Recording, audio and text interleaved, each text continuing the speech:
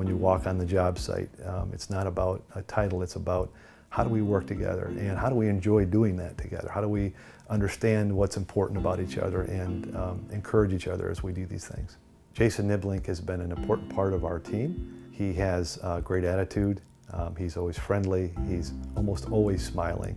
And even when things are challenging and difficult, he always has a positive outlook on things. And so he wasn't working here too long, and everybody recognized this is a fun guy to work with. I had a friend actually who was a service tech here at First Companies who got me into the company, and it's just been a thrill ride ever since. We run projects, but our ultimate goal is to make our customer happy. You know, we strive for 100% satisfaction with our customers. We basically take their budget, our project manager's direction, and we make sure their project goes smoothly from point A to point Z. Just making sure that whole project is running like a well-oiled machine. I'm relatively new in the site supervision role, so my interaction is asking questions.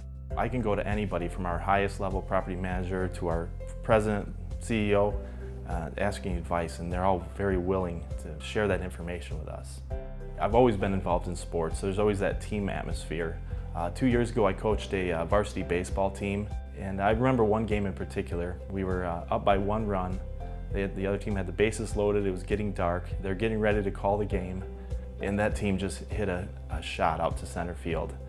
And our center fielder, I don't even know how he saw it, I couldn't see the ball. He somehow tracked it down, running full tilt, caught the ball. We ended up winning by, it would have guaranteed been 2 runs. They would have won the game. We came back and won and held on to that victory. And that's kind of how we do things at work here. We get to the end of a job. Things are maybe running a bit behind on that job, but we need to finish on our deadline. We can call in any resource we need, but typically we'll call in our property management department.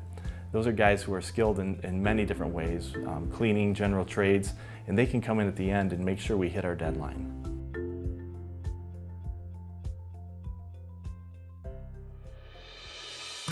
When I think of an Owen-Ames-Kimball company that's been in business for 126 years, I think of Jeff Weber, a natural leader, somebody that you could look up to.